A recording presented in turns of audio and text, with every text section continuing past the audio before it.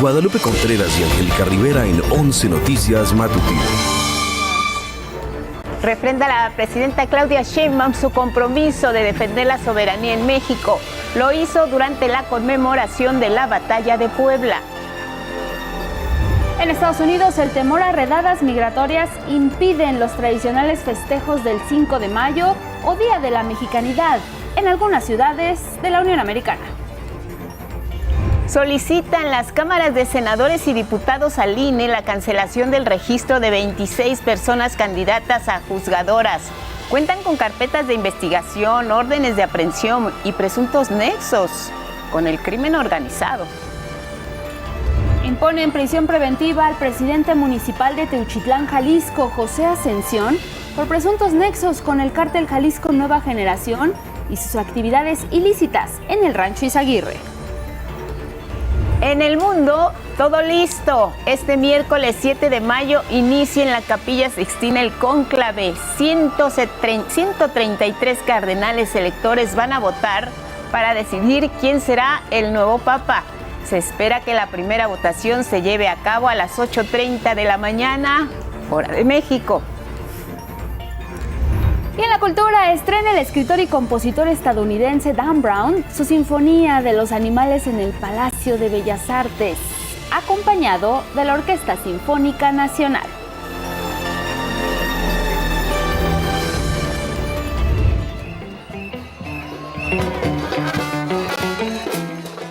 Las calles de Guadalajara se transformaron en un océano de creatividad y color. Es el Balloon Parade 2025, un espectáculo de globos gigantes que desfilaron por las calles y las avenidas, mostrando la creatividad de las y los participantes. Esta celebración internacional reúne a artistas y creadores de figuras inflables espectaculares. Se montaron en carros alegóricos de hasta 4 metros de altura. En esta ocasión, la temática fue el fondo del mar, y eso permitió lucir a personajes animados, formas creativas de peces, de corales, de ballenas y una energía festiva que contagió a personas de todas las edades. Así se vivió esta festividad en una de las avenidas más emblemáticas de allá de la ciudad de Guadalajara, disfrutando la magia inflable.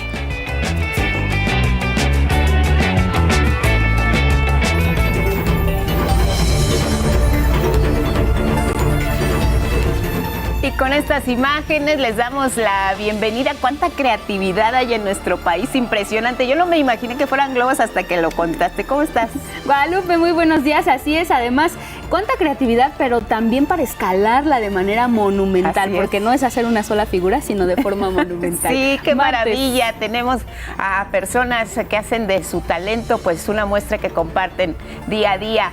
Como siempre ya lo saben, los invitamos a que permanezcan con nosotros porque aquí tienen lo más relevante en nuestra pantalla. Lía Vadillo, buenos días, nuestra intérprete en lengua de señas mexicana que alterna con Magdalena Alejo. Gracias por vernos y seguirnos en redes sociales.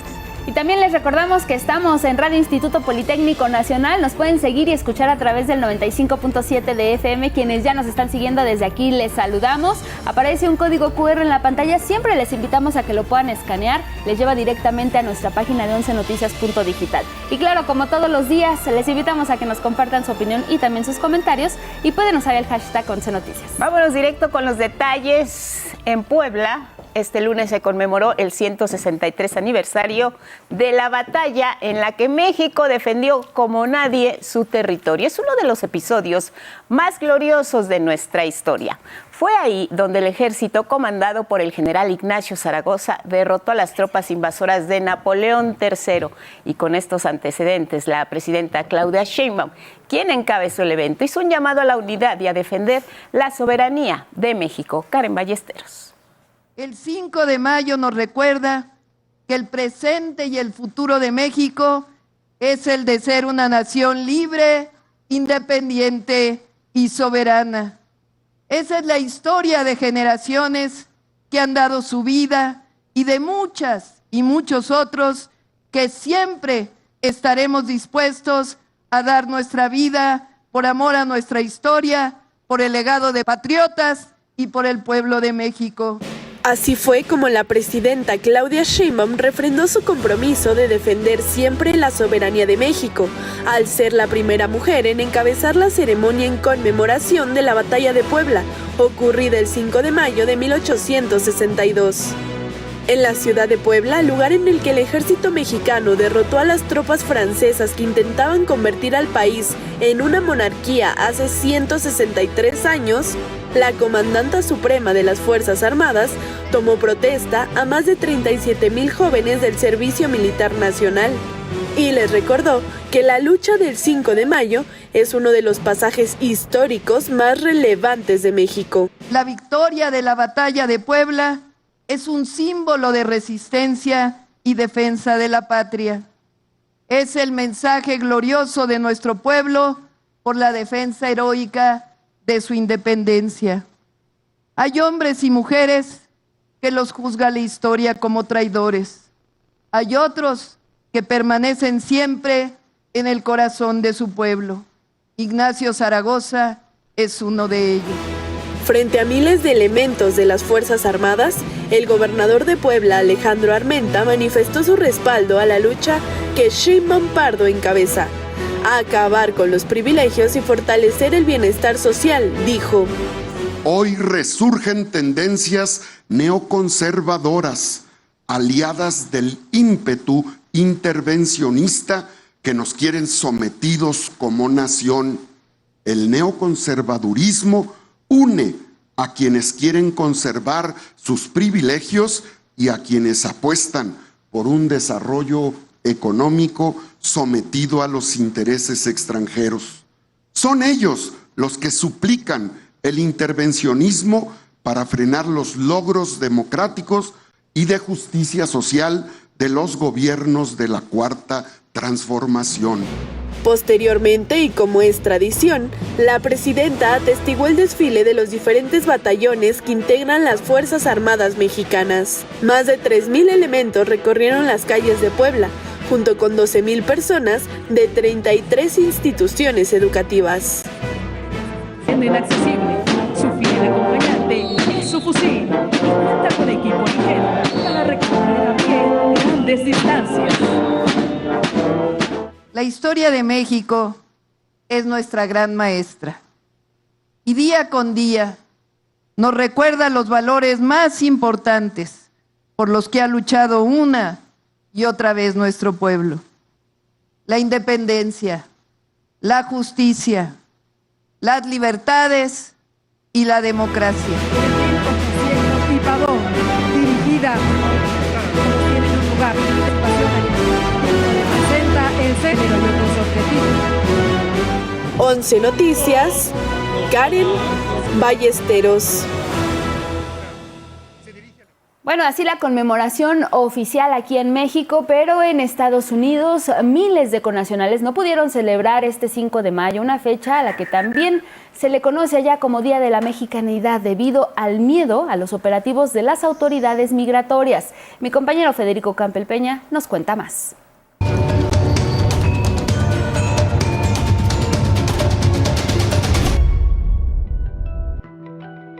El miedo a las redadas y a la política antimigratoria del presidente Donald Trump frustraron en Estados Unidos los tradicionales festejos con motivo del 5 de mayo, el llamado Día de la Mexicanidad, festividad que reunía cada año a las familias mexicanas, incluso más que durante las fiestas patrias del 15 de septiembre. Así ocurría en Waukegan, Illinois, con fuerte presencia de hispanos. Pero este año fue diferente, nada que celebrar y sí mucha precaución y miedo.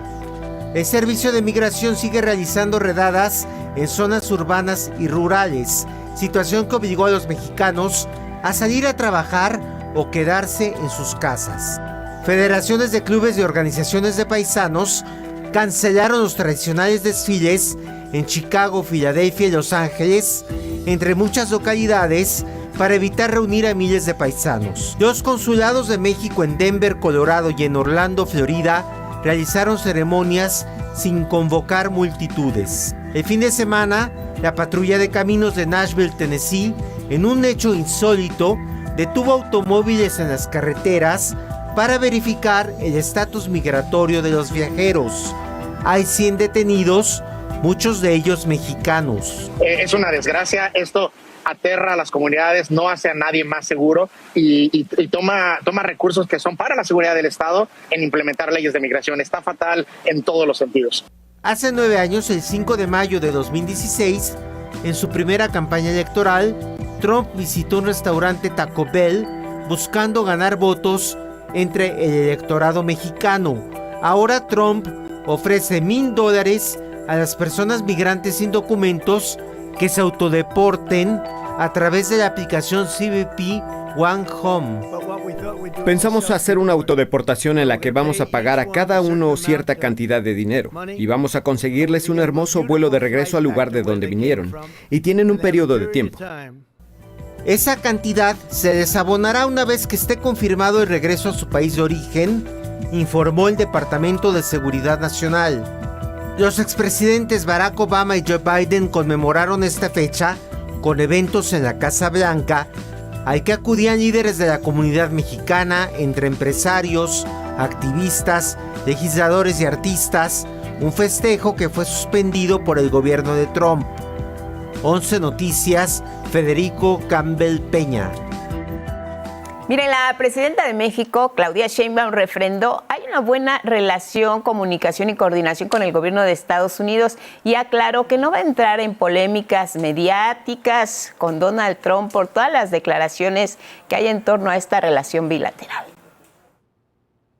Yo no quisiera que la comunicación entre el presidente Trump y su servidora, entre Estados Unidos y México, fuera a través de los medios y declaraciones a los medios. Es una comunicación fluida, buena, en donde tenemos muchísimos acuerdos. Las afirmaciones de la presidenta Claudia Sheinbaum en la conferencia matutina de este lunes son en torno a las recientes declaraciones de Donald Trump sobre el tema de México y el miedo a los cárteles del narcotráfico. Por ello, el argumento de Estados Unidos es esta ayuda militar para combatirlos. Y ante esto, la presidenta aclaró que su gobierno rechaza cualquier intervención extranjera, siempre en nuestro país. El presidente Trump dijo: queremos ayudar a México, y para ayudar a México pues queremos mandarles, entre otras, tropas, o si es que lo necesitan. Y yo le dije: no, presidente Trump, eso no. Podemos colaborar en muchas otras cosas dentro del marco de nuestra soberanía y de la territorialidad que a cada uno de nosotros nos corresponde. Y es que estos intentos de intervención por parte de Estados Unidos pues no son nuevos. A continuación les recordamos otros episodios en los que la Unión Americana ha entrado a otros países e incluso se ha adueñado de territorios. Cuna de la política intervencionista de Estados Unidos, la doctrina Monroe originalmente fue un pronunciamiento para contener los intentos imperialistas europeos en América. De ahí derivó la frase América para los americanos, para contener las invasiones europeas, pero también justificó así las propias, como la guerra México-Estados Unidos, luego que el vecino país se anexó Texas unilateralmente en 1845. El conflicto terminó con la apropiación estadounidense de los estados mexicanos de California, Nevada, Utah, Arizona, Nuevo México y partes de Colorado, Wyoming, Kansas y Oklahoma, entre otros, y definió la nueva frontera en 1848. 5 años después, Washington intervino en la guerra hispano-estadounidense y ganó colonias como Puerto Rico y Filipinas en el contexto de la Guerra de Independencia cubana. Estados Unidos ha intervenido en otros países de América Latina como Panamá, donde en 1989 derrocó militarmente y procesó por narcotráfico al entonces presidente Manuel Antonio Noriega. También participó en las guerras de Corea en 1950 y de Vietnam, donde su presencia duró 2 décadas hasta la retirada en 1975, sin lograr su objetivo y con un fracaso mayúsculo. En 1985 y 1986, el gobierno de Ronald Reagan protagonizó el episodio conocido como Irán-Contras. A través de Israel vendió en secreto armas a Irán, contra el cual pesaba un embargo de armas decretado por el propio Estados Unidos en su intento por liberar a rehenes estadounidenses secuestrados por Hezbollah en Líbano. Utilizó el dinero de esas ventas para financiar la contrainsurgencia nicaragüense para derrocar al gobierno de la Revolución Sandinista en 1979. Tras los atentados a las Torres Gemelas en Nueva York el 11 de septiembre de 2001, el Pentágono desplegó intervenciones militares a gran escala en Afganistán para ubicar a Osama Bin Laden, fundador de la organización terrorista Al-Qaeda, como autor intelectual. La búsqueda duró 10 años. Bin Laden fue hallado y asesinado. En ese 2011, el entonces presidente Barack Obama anunció que en 2014 iniciaría el retiro de sus tropas. La campaña en Afganistán, en donde Estados Unidos envió a más de 100,000 soldados en 20 años, es considerado el mayor fracaso militar de la Casa Blanca desde Vietnam. Estados Unidos concluyó su retirada en 2021, 2 décadas después, y el régimen talibán contra el que luchó lo obligó a acordar un plan de paz. Los talibanes dominan hoy el territorio. Estados Unidos, con George W. Bush, emprendió en 2003 la invasión a Irak para terminar con la amenaza de las armas nucleares que supuestamente fabricaba el régimen de Saddam Hussein.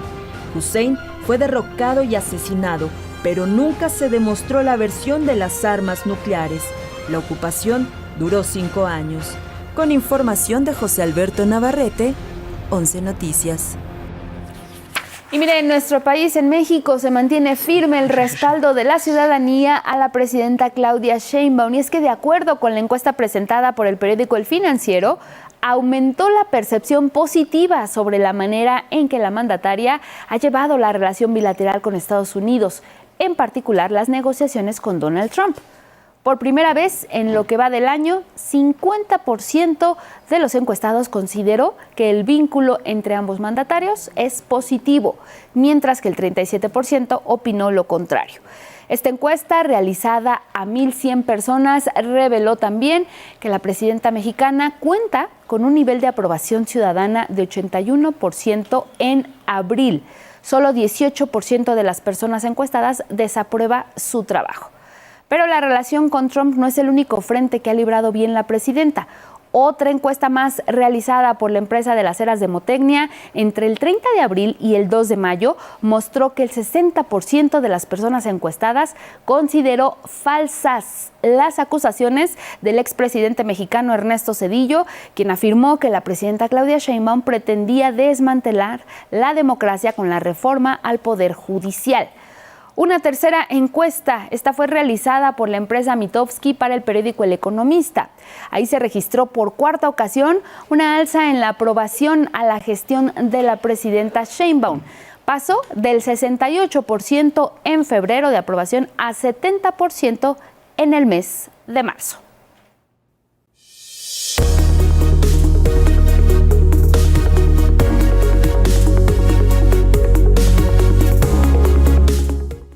A las 6:25 en la hora del centro vamos a revisar nuestro portal y las planas de algunos diarios de circulación nacional.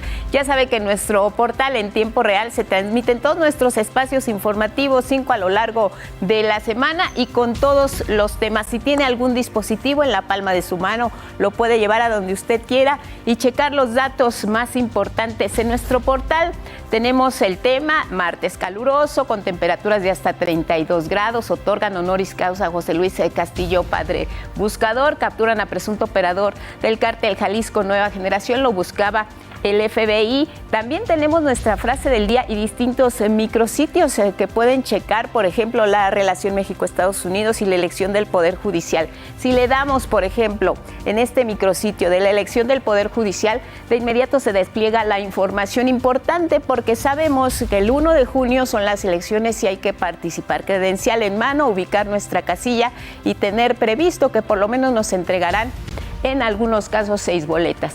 El INE ya inició la distribución de las mismas Para esta elección judicial, 602 millones de boletas serán distribuidas en los 300 distritos electorales. La mayoría de las y los mexicanos saldría a votar en la elección judicial, de acuerdo con una encuesta realizada por la agencia Encol. 66% revela esta encuesta de los hombres dicen estar comprometidos en acudir. Aplicará el INE medidas de inclusión en la primera elección judicial. Será importante. Hoy habrá un ejercicio también en el Instituto Nacional Electoral para ver de qué manera las personas con alguna discapacidad pueden ejercer este derecho al voto. La mañanera del pueblo ahí se queda y, por supuesto, también vámonos ahora con las planas. ¿Qué dicen los diarios? La Jornada. Claudia Sheinbaum: no contestaré a Trump para evitar un desencuentro. Las palabras de la presidenta de México ayer en la conferencia matutina. Descarta la posibilidad de decir en los medios cuál su postura en torno a esta relación bilateral, y las recientes declaraciones del presidente de Estados Unidos. Prefiere no responder a través de los medios a las declaraciones del magnate, dice La Jornada. Sobre el tema del temor a los narcos, la fotografía principal en La Jornada: el triunfo sobre el poderoso ejército francés, es lo que trae La Jornada. Vámonos a revisar El Heraldo. Llegan cardenales para el cónclave. Inicia el día de mañana, miércoles, 133 con posibilidad de votar. Indagan a textileros por daño de 24,000 millones de pesos. Lo dio a conocer el secretario de Economía en la conferencia matutina. Revisamos otra página esta mañana. ¿Qué dice Milenio? Palomé Israel, plan militar, dice, para la conquista de Gaza. Nota internacional. Y en primera plana de Milenio, la fotografía de la presidenta de México recibiendo el Lábaro Patrio en Puebla. De Milenio vamos a revisar Excelsior. Tienen lugar en las boletas algunos de los aspirantes que no cubren los requisitos. Suman 34 candidatos impugnados por nexos con el crimen. El desfile de la Gala Met en Nueva York, también portada en Excelsior. Y por último, así El Financiero, la presentación de la Secretaría de Hacienda de la estrategia para potenciar el crecimiento y crear 700,000 empleos en el país. Pausa y volvemos.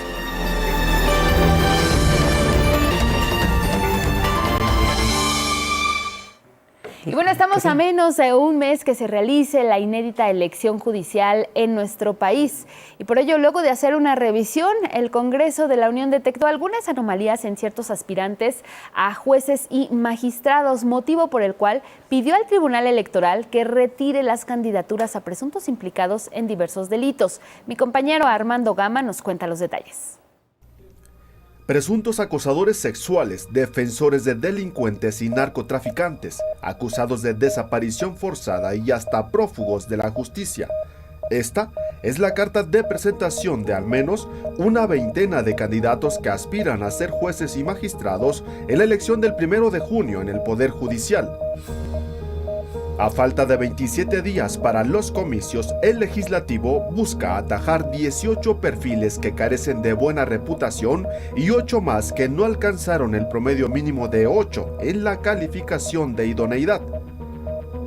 Tras solicitar información a la Fiscalía General de la República y a la Secretaría de Seguridad Federal, las cámaras de senadores y de diputados pidieron al Tribunal Electoral que cancele las candidaturas que tienen vínculos con investigaciones penales vigentes por delitos graves. Por ejemplo, la jueza de la Ciudad de México, Diana Montserrat Partida, liberó en 2024, mediante el típico sabadazo, a Marcelino N., presunto jefe de seguridad de Joaquín El Chapo Guzmán. En otro caso, el juez Julio Beredín Sena, acusado de otorgar un amparo indebido a José Rodolfo N., presunto líder de los Beltrán Leiva, para evitar su traslado al Centro Federal de Almoloya, en el Estado de México. El juez Aníbal Castro Borbón fue denunciado por dejar en libertad vigilada a 2 exfuncionarios del IMSS acusados de ser responsables de la tragedia en la guardería ABC de Hermosillo, Sonora, en la que 49 menores fallecieron. También se exhibió al juez Conrado Alcalá Romo por ordenar la reposición del proceso penal al narcotraficante de Sinaloa, Héctor El Güero Palma. El abogado Fernando Escamilla Villarreal quiere ser juez de distrito en Nuevo León, pese a ser acusado de defender al narcotraficante Miguel Ángel Treviño Morales, alias el Z40. Asimismo, el aspirante a magistrado Francisco Martín Hernández Zaragoza fue acusado de acoso sexual contra una trabajadora en 2013, cuando era juez de distrito de Jalisco. Y Andrés Montoya García, candidato a magistrado, tiene acusaciones por el caso de desaparición forzada del periodista Alfredo Jiménez Mota en 2005, en Sonora. Y la lista continúa. Otros 6 candidatos tienen pendientes carpetas de investigación y órdenes de aprehensión. Alejandro Tlacuahuac Citlalpopoca, que busca una magistratura en Puebla, fue imputado por abuso sexual. Y Arturo César Morales Ramírez, al que se le persigue por delincuencia organizada y delitos contra la salud, tiene una orden de aprehensión. La petición para cancelar las candidaturas fue enviada por los presidentes del Senado Gerardo Fernández Noroña y de diputados Sergio Gutiérrez Luna, a la consejera presidenta del INE, Guadalupe Tadei, para ser entregada a los magistrados del Tribunal Electoral. 11 Noticias, Armando Gama. Y en más sobre este tema, la presidenta Claudia Sheinbaum reiteró la importancia de la reforma al Poder Judicial y la elección del 1 de junio. Dijo esto ante lo que veíamos también, las acusaciones y señalamientos contra algunas de las personas candidatas, pero también por las liberaciones y amparos que han otorgado jueces sin justificación a favor de presuntos delincuentes. El jueves vamos a presentar, porque ayer hubo otra liberación muy grave. Sí vamos a presentar cuántas liberaciones desde que entramos al gobierno han hecho los jueces, vinculados con delincuencia organizada, que son muy graves. Agregó que esta información permite valorar la importancia de la elección de los nuevos integrantes del Poder Judicial. Sí sería bueno para todos aquellos que dicen que no debe haber elección del Poder Judicial. ¿Qué opinan de lo que pasa? De jueces que impunemente liberan a delincuentes cuando hay pruebas suficientes de su participación, porque eso es justamente lo que queremos cambiar, que haya un Poder Judicial que responda a la justicia. Vamos con otros temas, pero que también tienen que ver con la conferencia matutina, y es que el secretario de Economía, Marcelo Ebrard, aseguró que se realizará una depuración en empresas de las industrias acerera, textil y de calzado al haber detectado una serie de prácticas desleales. Arturo Arellano nos informa. El gobierno federal dio a conocer acciones para proteger la industria nacional y combatir prácticas desleales que se dan en el mercado del acero, textil y de calzado. El objetivo: proteger al empleo y aumentar la producción nacional. El secretario de Economía, Marcelo Ebrard, informó que se depurará el registro de empresas siderúrgicas o molinos de acero de las que México importa este material. Esto tras encontrar inconsistencias e irregularidades en 1062 de estas plantas. 1062 molinos que están en el registro presentado por quien importa el acero tienen inconsistencias o tienen irregularidades o de plano no existen. Y entonces vamos a hacer un proceso de cancelación y desincorporación, así se llama, de esos registros. Esta acción, dijo, tendrá múltiples beneficios para la industria nacional. Vamos a reducir la evasión arancelaria, porque pues no pagan impuestos tampoco. Es decir, pagan impuestos menores o tienen beneficios. Entonces vamos a reducir la evasión y vamos a fortalecer el comercio. Vamos a evitar la triangulación del acero.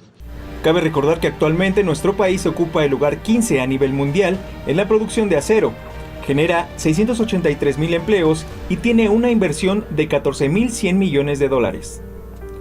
En lo que corresponde a la industria textil y de calzado, se cancelaron los registros de 8 empresas que simulaban manufactura y exportación bajo el programa INMEX. Las irregularidades ascienden a 24,000 millones de pesos en perjuicio de la industria nacional. La Fiscalía General de la República analiza ya el caso de estas empresas ubicadas en Baja California, Aguascalientes y Jalisco. Se les canceló a esas 8 empresas del programa, se congelaron sus cuentas y con apoyo de la Fiscalía General de la República estamos en investigación. Asimismo, Marcelo Ebrard recordó el decreto publicado el 19 de diciembre de 2024 que impuso un arancel del 35% a 138 fracciones arancelarias relacionadas con confecciones y calzado. Beneficios para la industria textil, pues promover condiciones justas de mercado, aumentar la producción y competitividad de la industria, crear más empleos, evitar el contrabando. Otra medida, explicó la presidenta Claudia Sheinbaum, es el ajuste de los precios de referencia para ciertos productos importados, con el fin de evitar la subvaluación y proteger la industria nacional. Ahora se están poniendo los precios de referencia porque se dice, pues importé una bicicleta y cuesta 5 centavos. No, pues discúlpame, no puede costar 5 centavos una bicicleta. Tiene que costar, pues aunque se haya fabricado en otro lado, pues lo mínimo indispensable de lo que cuesta el acero a nivel internacional, si es que es de acero. Entonces se le pone, pues el valor mínimo es y sobre eso pagas los impuestos. Por su parte, Luz Helena González, secretaria de Energía, aseguró que en todos los proyectos de la Comisión Federal de Electricidad se buscará aumentar los insumos hechos en el país. Y el secretario de Hacienda, Edgar Amador Zamora, reveló que esta estrategia impactará positivamente al Producto Interno Bruto.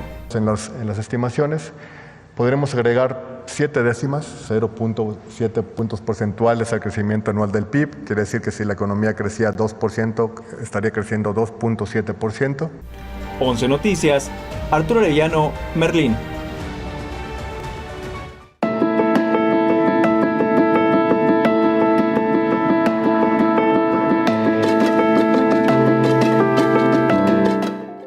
Se hacen planes para el día de hoy que viene en el estado del tiempo. ¿Cómo estás, Itzel Gómez Gurrola? Qué gusto verte. Un gusto saludarte. Muy buenos días. Pues bueno, vamos a saber cuáles son las condiciones meteorológicas y esperamos lluvias fuertes este martes en Coahuila, Oaxaca y Chiapas por la presencia del Frente Frío número 42. Son los banderines azules que usted observa en pantalla. También habrá los canales de baja presión y el ingreso de toda la humedad procedente del Golfo de México afectarán de esta forma.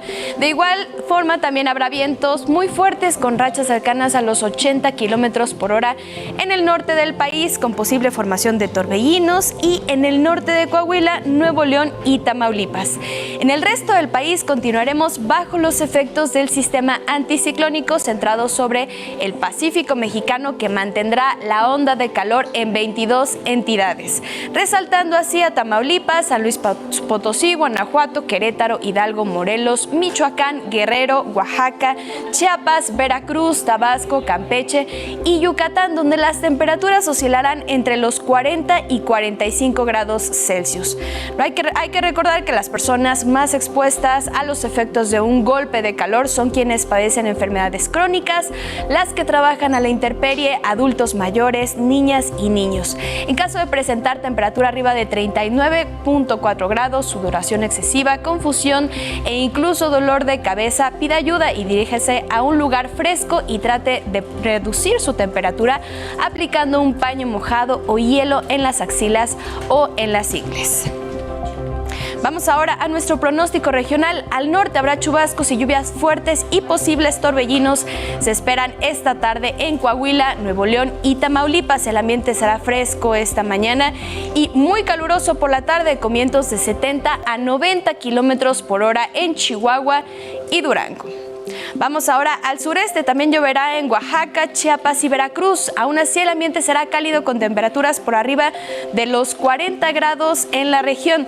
Para el fin de semana llegará el Frente Frío número 42 también a esa región. Vamos ahora al centro del país. Se prevé también cielo nublado y ambiente seco con temperaturas superiores a los 30 grados Celsius. El viento soplará del suroeste con velocidades de 30 a 50 kilómetros por hora. La península de Yucatán tendrán un día extremadamente caluroso, ya que la sensación térmica nuevamente superará los 45 grados Celsius. Recuerden no exponerse por mucho tiempo directa a los rayos solares. Al occidente, misma recomendación damos a nuestros amigos y amigas del occidente mexicano, ya que desde hace varias semanas la onda de calor no cede y todo parece indicar que estarán bajo sus efectos hasta el fin de semana. En contraste con el noroeste, experimentarán una mañana fría con posible caída de nieve o aguanieve en partes altas de Baja California y Sonora. El viento soplará del oeste y a partir de mañana volverán a subir las temperaturas. Hasta aquí la información del clima. Que pase un excelente martes.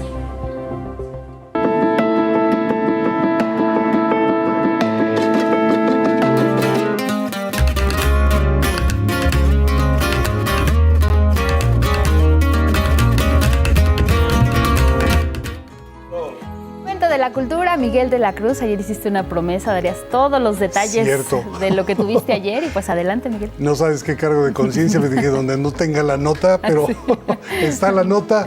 Dan Brown, el autor del Código Da Vinci, estuvo en México, aquí tenemos los detalles. Aquí la imagen de un novelista cuando tenía 3 años.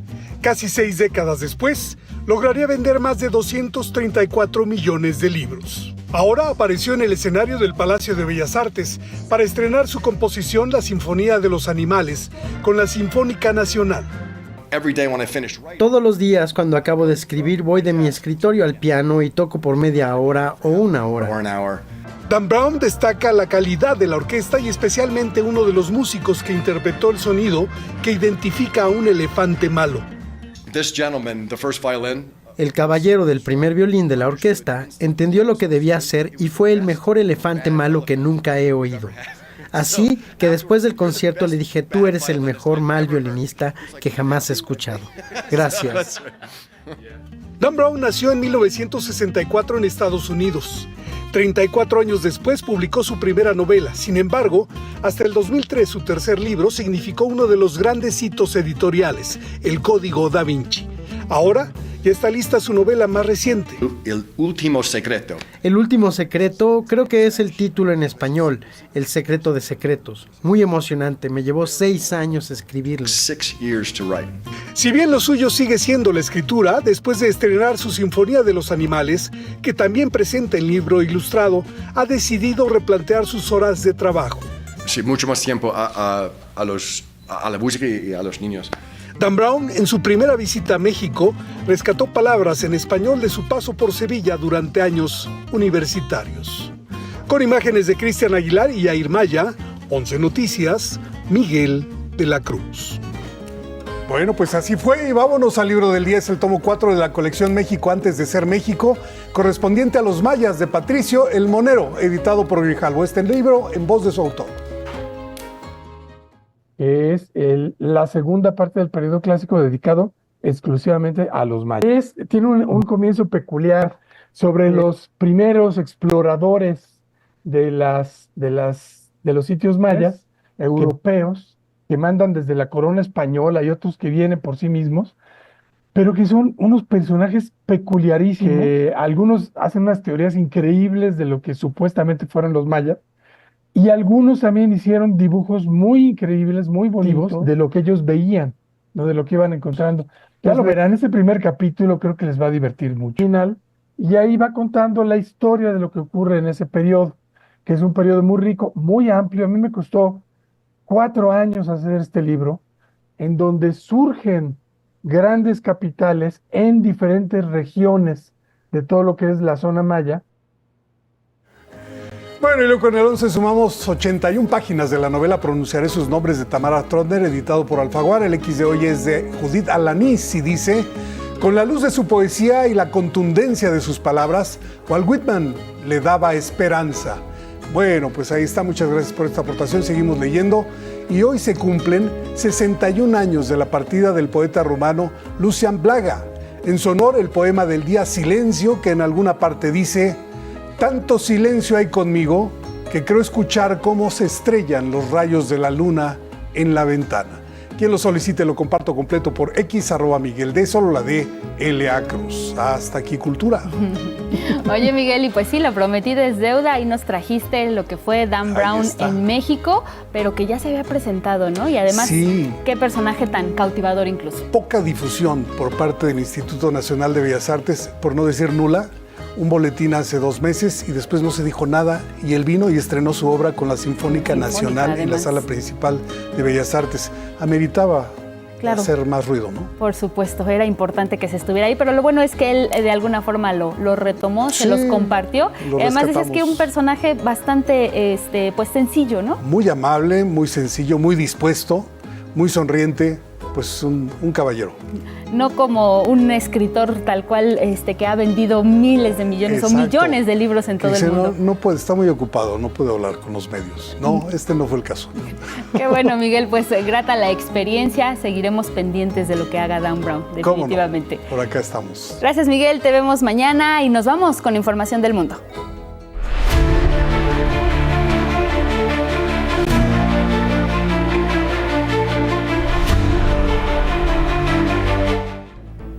En información internacional, la situación en la Franja de Gaza cada vez se complica más para los habitantes de ese territorio al que no llega la ayuda alimentaria internacional, generando muertes por inanición, deshidratación y desnutrición. Así que el hambre es un factor que Israel está utilizando como arma de guerra. Nos cuenta más Anabel Ramírez. En Gaza estamos pereciendo y muriendo de hambre. El bloqueo que mantiene Israel desde hace 63 días a la entrega de ayuda humanitaria en Gaza ha provocado que se agrave la situación de más de 2 millones de palestinos. Organismos internacionales denuncian que Israel usa el hambre como un arma de guerra. Al menos 54 niños y niñas murieron por inanición, incluida una bebé que falleció por desnutrición y deshidratación en la ciudad de Gaza durante el fin de semana. Medios de Gaza informaron que los hospitales están llenos de niños y niñas consumidos por el hambre y la deshidratación. Según la UNICEF, 9,000 niños y niñas han sido atendidos por desnutrición aguda este 2025. Cientos requieren ayuda urgente, pero no pueden ser trasladados debido a la inseguridad de los desplazamientos. Los niños lloran de hambre todo el tiempo. Eso es alimento para los pájaros, no apto para el consumo humano, pero lo cocinamos para silenciar el llanto de los niños. El bloqueo israelí ha causado el cierre de la mayoría de los comedores comunitarios y las organizaciones que entregaban comida cada vez tienen menos reservas. La situación ha obligado a la población a buscar comida entre escombros y basura. No tenemos otra opción. Lo peor es oír a mi hijo llorar por la noche diciendo tengo hambre. Lo único que puedo hacer es remojar estos trozos duros de pan en agua y dárselos. Pero luego se enferma y necesita un médico y no hay ningún hospital que nos acepte. En la Corte Internacional de Justicia, que realiza audiencias sobre las acciones de Israel contra las organizaciones humanitarias en territorio palestino, México denunció la gravedad de la situación en Gaza. El hambre es hambre y no hay nada que lo justifique. En este contexto, deben evaluarse las medidas recientes de Israel como la restricción del acceso a la ayuda humanitaria, obstrucción de combustible y medicinas y la destrucción sistemática de infraestructura esencial para la supervivencia civil. Estas acciones constituyen castigos colectivos y represalias contra la población civil, prohibidas por el derecho internacional humanitario. 11 Noticias, Anabel Ramírez Ángeles. Y mire, en ese mismo contexto que con impunidad el gobierno de Israel anunció una operación militar intensiva contra la Franja de Gaza. Y es que afirmó que busca conquistar el territorio palestino, expulsar a la población y la ocupación militar de todas las zonas que tome bajo su control. Por fin conquistaremos la Franja de Gaza. Ya no nos asusta la palabra ocupación. Y es que es la primera vez que el gobierno de Israel menciona públicamente una conquista que argumenta será para derrotar al grupo islamista Hamás, para justificar el genocidio en Gaza desde el inicio de los ataques contra la población del enclave. Tras reunirse con el gabinete de seguridad, el primer ministro de Israel, Benjamín Netanyahu, aseguró que su plan incluye retirar a la población palestina de su propio territorio. La población será removida para su protección. Una cosa debe quedar clara. Ellos, los soldados, no entrarán ni saldrán. Llamamos a las reservas para tomar territorio, luego lo abandonamos y luego realizamos incursiones desde lo que queda. Ese no es el plan. No es nuestra intención, es la contraria.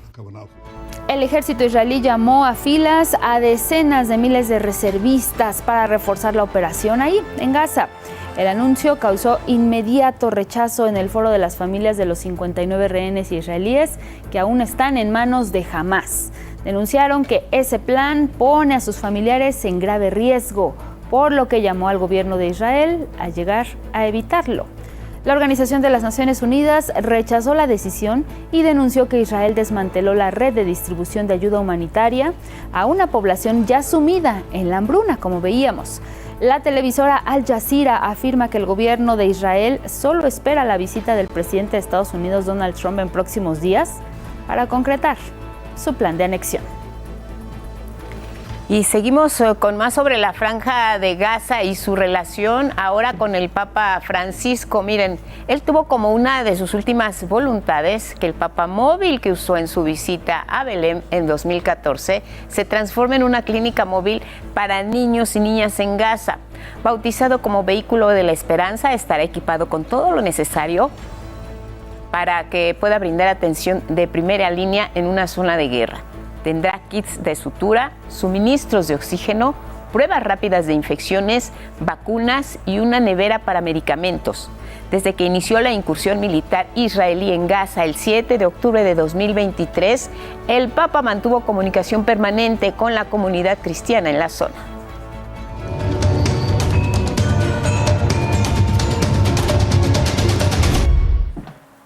Vámonos hasta el Vaticano, allá en Roma, y es que terminaron los 9 días de actos litúrgicos en memoria del Papa Francisco y precisamente ahora el Vaticano se prepara para el cónclave que elegirá al nuevo sucesor del pontífice. El vocero del Vaticano, Matteo Bruni, informó que los 133 cardenales electores están listos para participar en la reunión que iniciará este 7 de mayo, mañana. Se realizará en la Capilla Sixtina, a puerta cerrada, y todos votarán. El primer día será una votación, al segundo día habrá 2 votaciones en la mañana y otras 2 en la tarde hasta que elijan al nuevo Papa. Todos los colaboradores encargados del cónclave, desde el personal de limpieza, transporte y seguridad, juraron un voto de silencio en la Capilla Paulina del Palacio Apostólico Vaticano. El cardenal Dominic Manberti será el responsable de anunciar al nuevo Papa con la célebre frase «Habemus Papa». Asuntos en respuesta a la guerra comercial que inició el presidente de Estados Unidos, Donald Trump. Los países de Asia están sumando fuerzas. China, Japón, Corea del Sur y los países de la Asociación de Naciones del Sudeste Asiático, la ASEAN, expresaron su rechazo al proteccionismo comercial, como lo ha hecho Donald Trump con la aplicación unilateral de aranceles. En un documento conjunto acordaron defender un sistema de comercio multilateral y se comprometieron a promover los mercados abiertos y la cooperación internacional. Pero también destacaron la importancia de fortalecer el diálogo sobre políticas macroeconómicas, garantizar las cadenas industriales y de suministro y que la Organización Mundial de Comercio sea el eje central para regular el intercambio comercial. Vamos a regresar a Medio Oriente y es que aumenta la tensión en esa región. Aviones de guerra de Israel ahora bombardearon el puerto de Hodeida en Yemen, dejando 2 personas fallecidas y 45 más heridas.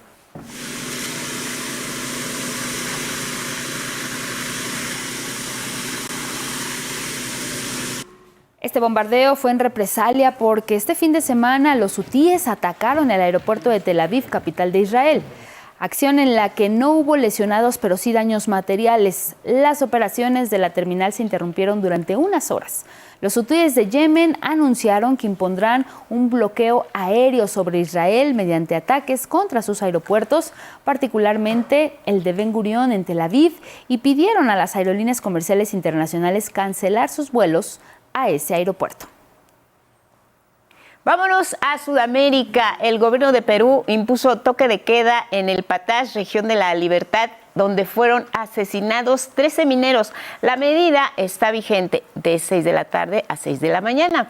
Los 13 mineros fueron secuestrados el 26 de abril en Patax y sus cuerpos hallados este domingo con signos de tortura. La empresa minera Poderosa denunció que en los últimos meses ha sido atacado por organizaciones delincuenciales ligadas con la minería ilegal de oro y exigen por ello al gobierno de la presidenta sustituta, Dina Boluarte, replantear su estrategia de seguridad. ¿Y esto por qué? Porque los mineros fueron asesinados a pesar del estado de emergencia y del amplio dispositivo policíaco implementado. Boluarte responsabilizó a su vez a Miguel Antonio Rodríguez Díaz, líder de una organización criminal dedicada a la minería ilegal. Y vámonos a Alemania porque una crisis política se ha desatado en ese país debido a que el candidato conservador a la Cancillería, Friedrich Merz, no obtuvo los votos necesarios para ser investido en el Parlamento Federal. Merz recopiló 310 votos a favor, 307 en contra y 3 abstenciones. Le faltaron únicamente 6 votos para obtener la mayoría de 316. La coalición que lo apoya, conformada por democristianos y socialdemócratas, cuenta con 328 escaños, lo que implica que 18 de ellos no han votado por él sin que se sepa quiénes son, debido a que el voto es secreto. La investidura se daba por hecho y Merz tenía una agenda prevista para mañana miércoles con reuniones en Francia y con la Unión Europea. Sin embargo, se tendrán que cancelar hasta que se resuelva la crisis. Vamos a revisar brevemente los temas que destacan algunos diarios en el mundo. Arrancamos en Estados Unidos con The USA Today. Una de sus notas principales apunta a que previo al inicio del cónclave allá en el Vaticano, que comienza mañana 7 de mayo, ya está la competencia por la vacante papal, afirma este diario. Y es que aunque aún no inicia esta votación, ya existe un elegido, esto de acuerdo con los expertos. Pero USA Today también destaca en su primera plana sobre la idea del presidente Donald Trump de reabrir y expandir la prisión federal de Alcatraz, esto de lo que le dábamos cuenta ayer, y hoy en un día de destino turístico, y que no es la primera vez que la idea ha sido puesta sobre la mesa. Hay que recordar que este recinto, ahora histórico, ha inspirado algunas historias que han llegado a la gran pantalla. La imagen principal de este diario, lo que observamos es un hombre sentado. Se trata de Robert Cox, un minero de Virginia Occidental que desea continuar con su trabajo de manera segura. Y es que trabajadores del sector apoyan a Donald Trump a restaurar la industria, pero temen que los despidos pongan en mayor riesgo su trabajo. Así terminamos Información Internacional. Nos vamos a la pausa. Regresamos, tenemos más.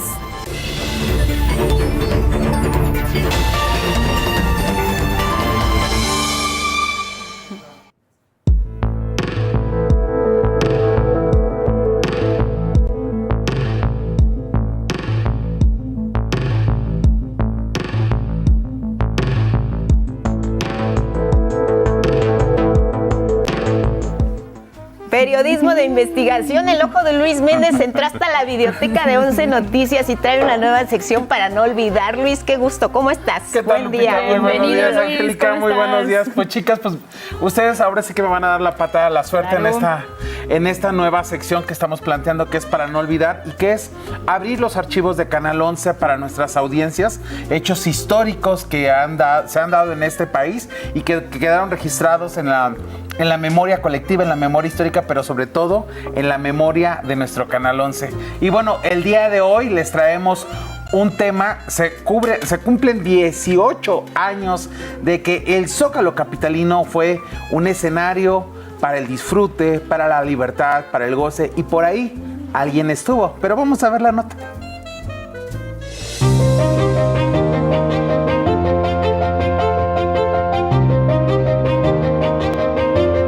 Fue liberador. En 2007, un 6 de mayo, aproximadamente 20,000 chilangos se encueraron, mostraron piel, se despojaron de la ropa y de las prohibiciones. Pudo más el arte que el sueño, el pudor y el frío. No, está tranquilo, está sabrosito. Pues venían mis hijas y ellas me invitaron. Le digo, bueno, pues órale, sí voy. El archivo de la videoteca de Canal 11 resguarda aquellas históricas imágenes de un Zócalo capitalino repleto de cuerpos, mientras eran retratados por los mirones profesionales. Túnica encontró en el Zócalo terreno fértil para sembrar su propuesta que le permitió cosechar un anatómico mosaico multitudinario. Toma 1, con el brazo en escuadra. Toma 2, sobre la plancha recostados. Y finalmente, en incómoda posición fetal. El fotógrafo Spencer Tunick capturó aquel momento en varias fotografías. En una de ellas, los cuerpos se enlazaron con la mirada hacia la calle 20 de noviembre. Ahí, pero con ropa, estuvo Miguel de la Cruz. La última parte de la instalación de Spencer Tunick fue únicamente con mujeres frente a Palacio Nacional. Al día siguiente, en cueros negros, Lupita Contreras daba cuenta de lo efímero. Nos encontramos en el escenario, en el lugar donde se tomó sin duda la fotografía más polémica de los últimos días, la más esperada. Spencer Tunick reunió a cerca de 20,000 mexicanos. Aquí nadie se quedó, nadie se quedó exactamente, Mario, con las ganas. I think all eyes should look south. Todos los ojos deben mirar al sur desde Estados Unidos a la Ciudad de México para que vean cómo un país puede ser libre y tratar al cuerpo desnudo como arte, no como pornografía ni como un crimen, sino como felicidad. Hace 18 años, el entonces Distrito Federal y las y los ciudadanos rebasaron los posicionamientos conservadores. Un mes antes del desnudo se había logrado la despenalización de la interrupción del embarazo, pese a las condenas religiosas. Si alguien se sale de la iglesia, pues él solo se excomunica. Se va a rezar el rosario, se va a ofrecer por Marcelo Ebrard, por los asambleístas que legalizaron el aborto. El archivo de la Biblioteca del 11 se abre a nuestras audiencias para no olvidar que la libertad también se vive al desnudo. Para no olvidar, Luis A. Méndez. Ay, Pues, Luis, ¿qué recordar tal? es volver a vivir. ¡Qué barbaridad! Estamos viendo imágenes de hace 18 años, pero qué riqueza hay en nuestra biblioteca. Y mira, trajiste ejemplos. Sí, pues aquí tenemos diferentes materiales, chicas, que vamos a estar mostrando. Bueno, mayormente yo trabajo con estos equipos que son los Betacam, ¿no? Pero hay otros elementos históricos que tenemos. El día de ayer en Maciosare, por ejemplo, en nuestra barra de opinión, rescatamos las imágenes de las masacres de Aguas Blancas que tiene en poder el Canal 11. Entonces, pues esta es una apuesta para recordarle a nuestras audiencias, Angélica, Lupita, que el Canal 11 ha acompañado la historia de este país y que, ¿por qué no?, abrir los archivos para saber qué es lo que ha pasado a lo largo de la historia en nuestra nación. Estar recordando es muy importante porque ya lo veíamos en lo que nos preparaste, estaba la parte de los desnudos, pero también cuando se despenalizó el aborto en un país, en un año donde un país pues todavía se antojaba conservador, Luis, la ciudad venía empujando para no serlo y bueno, el ejemplo de Spencer Tunick lo que logró, pues alrededor de 20,000 personas que estuvieron ahí, incluyendo a Lupita Contreras, reportando, pero 20,000 personas. Miguel de la Cruz, muy jóvenes. Y que incluso el mismo Spencer Tunick años después revelaría que tuvo un intento de censura por parte de Felipe Calderón en esos años cuando quiso hacer y hacer un país un poco más libre desde la parte artística. Sí, sin duda 2007, un año que marcó la Ciudad de México con diferentes eventos, estos encuerados por el Zócalo,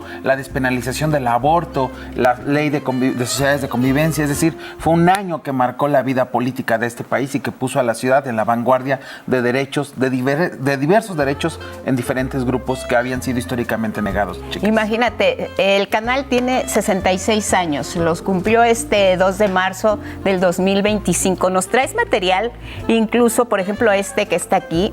Estos eran nuestros formatos como reporteros. Bueno, había la del 3/4 de pulgada, después, antes había el Hi-8. Ahora la tecnología, pues, ha quedado, pues, ha dejado atrás todo esto, pero es un tesoro todo lo que hay. Imagínate lo que significa para quienes están en la videoteca. Desde aquí les mandamos un fuerte abrazo a todas las personas que se han encargado de preservar todo este patrimonio en video. Lo cuidan celosamente, lo tienen calificado minuciosamente. Es llegar, pedir y a los segundos ahí tienes tu material. La verdad es que es un trabajo extraordinario el que hacen ellos también, sí, ¿no? Sí. Pues la siguiente vez que las visite quizá ya las vea desde la videoteca para que ahora pues nuestras audiencias conozcan estas videotecas que tenemos aquí en Canal 11, chicas. Esos pasillos y donde se resguardan estos tesoros, ¿no? Oye, ¿y nos vas a adelantar de qué viene la otra semana o es sorpresa? Esa es sorpresa para ver si vuelve a salir alguien más encuerado en esta sección. Pues para no olvidar esas imágenes, de verdad una gran experiencia, volver a ver la riqueza que tiene nuestra videoteca en todos los eventos que se han cubierto. Mira, están las visitas del Papa, están también lo que tiene que ver con los eventos deportivos. Las tomas de posesión. Las tomas de posesión de los presidentes, cuando todavía iban al Palacio Legislativo de San Lázaro a rendir su informe. En fin, creo que la gente que nos ve, las audiencias, van a recordar junto con nosotros el valor histórico que hay en una videoteca como la del 11 para no olvidarlos. Sí, y además Adelante, Angie. Sí, y justamente bajo esta misma idea, ¿no? De para no olvidar, pero porque también es importante conocer nuestra historia. Ya decías, ayer en Maciosare presentan lo que tiene que ver con la matanza de Aguas Blancas, de Acteal, lo que hay aquí en la biblioteca del 11, pero que es parte fundamental de nuestra historia como mexicanas y mexicanos. Exacto, y además es muy importante saber que esta biblioteca, pues es una biblioteca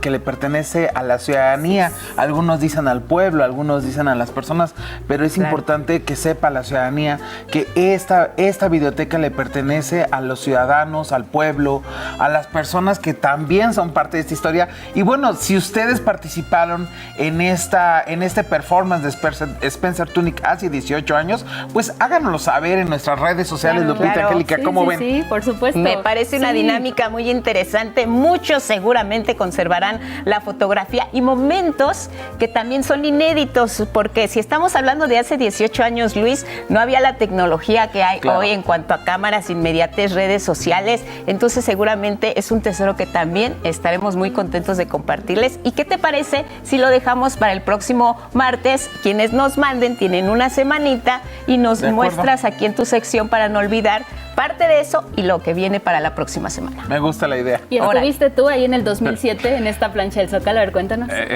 Esa información reservada y no pública. Pero digamos que yo fui de los que no lograron entrar. Ese parece ser un sí.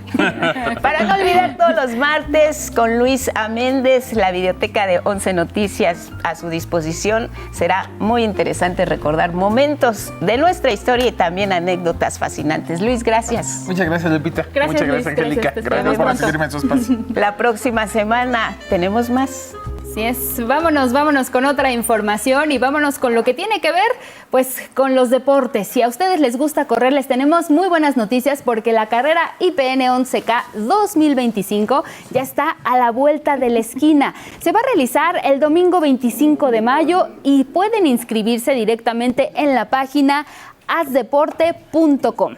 Este año continúan las modalidades presencial y también la virtual. Ahí se puede correr desde donde ustedes lo deseen. Las categorías serán de medio maratón de 21 kilómetros, la carrera de 11 kilómetros y la carrera de 5 kilómetros. Eso es para adultas y adultos. Pero un día antes, el sábado 24 de mayo, habrá maratones para las infancias, dividido en 3 categorías. Desde los 6 años hasta los 14 años de edad pueden correr ahí en la carrera IPN 11K infantil.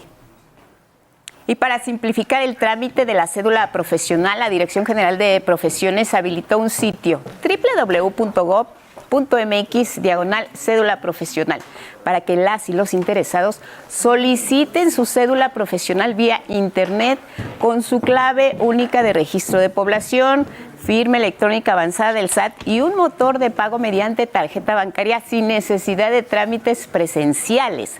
La Secretaría de Educación Pública informó que las cédulas físicas mantienen su vigencia y detalló que el trámite de simplificación está disponible para las y los egresados de estudios profesionales, técnicos, licenciatura y posgrado de escuelas públicas y particulares en todo el país. Ahí tienen el sitio. Los interesados van a recibir su cédula profesional en formato digital en su correo electrónico. Y debido así a que las cédulas profesionales en formato credencial continúan vigentes, en caso de extravío, los profesionistas podrán solicitar su cédula digital con este nuevo procedimiento en línea. Y mire, al cierre de abril de 2025, el Instituto Mexicano del Seguro Social, el IMSS, reportó 22.417.668 puestos de trabajo, con un sueldo promedio de 621.9 pesos. La cifra es la más alta en toda la historia en su comparación anual. Un cambio nominal del 7.6%, el quinto más alto registrado de los últimos 23 años, considerando solo los meses de abril y desde enero de 2019, el salario base de cotización mantiene aumentos anuales nominales iguales o superiores al 6%. Del total de puestos de trabajo, el 87% son permanentes, la mayor proporción de los últimos 16 años en periodos iguales, es lo que destacó el IMSS. Durante el cuarto mes del año se registró una disminución de 47.442 empleos eventuales menos. Actualmente, el porcentaje es de 13% del total de empleos registrados ante el instituto. En los últimos 12 meses, los puestos de trabajo crecieron 43.466 puestos, lo que representa una tasa de crecimiento anual de 0.2%. El rubro de comercio, eléctrica y servicios sociales y comunales fueron los sectores económicos que registraron mayor crecimiento porcentual anual. Por entidad federativa destacan el Estado de México, Colima, Hidalgo y Nuevo León, con aumentos anuales mayores al 2.5%. Al 30 de abril de 2025 se tienen inscritos ante el instituto 1.047.376 registros patronales. El IMSS destacó que proporciona seguridad social a 8.5 millones de personas en otras modalidades de ocupación. Vamos con otros asuntos. La Secretaría de Seguridad Ciudadana de la Ciudad de México ha detenido a 361 personas por el delito de extorsión y tentativa de extorsión desde el 5 de octubre de 2024 a la fecha. Asimismo, se ha capacitado a más de 1.600 personas sobre las medidas preventivas contra la extorsión telefónica en empresas, instituciones públicas y privadas y juntas vecinales. Gracias a los canales de denuncia y a las estrategias de inteligencia, hemos podido ubicar, desarticular y detener a grupos generadores de violencia. Nuestro compromiso es seguir construyendo una ciudad más segura, más justa y en paz, con instituciones que trabajan de forma coordinada y que escuchan a la ciudadanía. En caso de ser víctima de este tipo de delitos, las personas pueden comunicarse al siguiente número telefónico, anótenlo, ténganlo a la mano, 55 50 36 3301, para presentar una denuncia, recibir atención inmediata y ahí estarán las autoridades haciéndose cargo de la investigación. Y bueno, mire, vamos con lo que tiene que ver con el rancho Izaguirre, allá en Teuchitlán, Jalisco. Y es que luego de que el fin de semana fuera detenido el presidente municipal, José Ascensión, ya se le dictó prisión preventiva por su posible participación en el caso.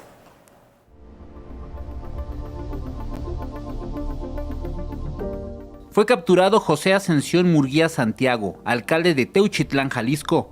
Es señalado de presuntos nexos con el cártel Jalisco Nueva Generación y sus actividades ilícitas en el rancho Izaguirre, utilizado de acuerdo con la investigación de la Fiscalía General de la República como campo de adiestramiento.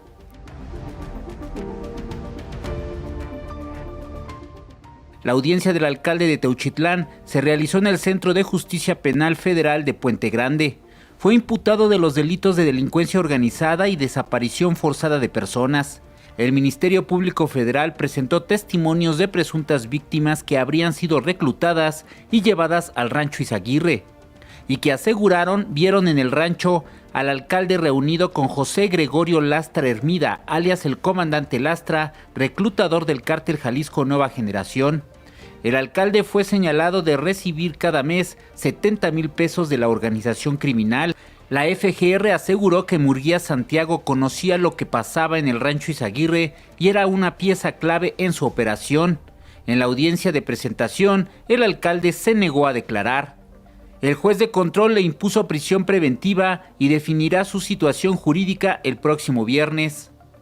Movimiento Ciudadano respaldó a su alcalde y confió que demostrará que actuó siempre en el marco de la ley. El partido político dijo que las autoridades federales están obligadas a comprobar sus acusaciones.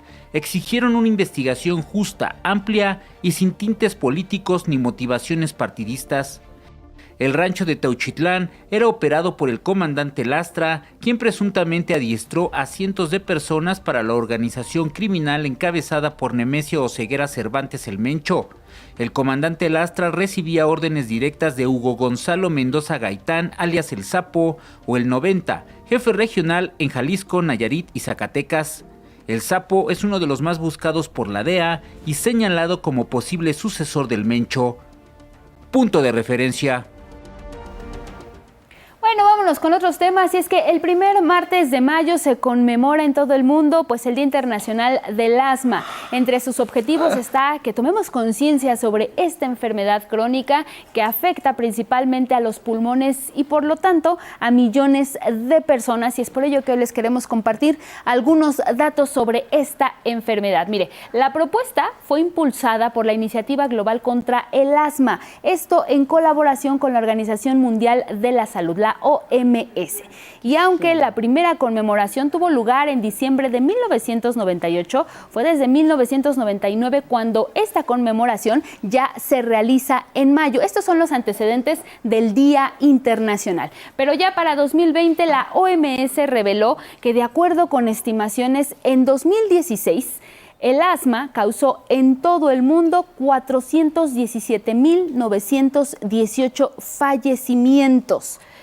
En los próximos 10 años se prevé que las muertes por esta enfermedad aumentarán si no se toman medidas urgentes. Y es que el asma está presente en todos los países independientemente de su grado de desarrollo. Sin embargo, más del 80% de las muertes tienen lugar en países de ingresos bajos y medios bajos. Ahí lo tiene usted, las muertes en países de ingresos bajos y medios bajos es lo que prevén las autoridades sanitarias a nivel mundial. Y mire, en algunos pacientes los síntomas empeoran con la actividad física o bien por la noche y pueden aparecer varias veces al día o a la semana. Es una enfermedad crónica más frecuente en las infancias. Hasta el momento no se conocen las causas fundamentales y también se prevé evitar desencadenantes que pueden reducir la gravedad. A nivel nacional, en 2021 la Secretaría de Salud compartió que se estimaba una prevalencia de asma en nuestro país, aquí en México,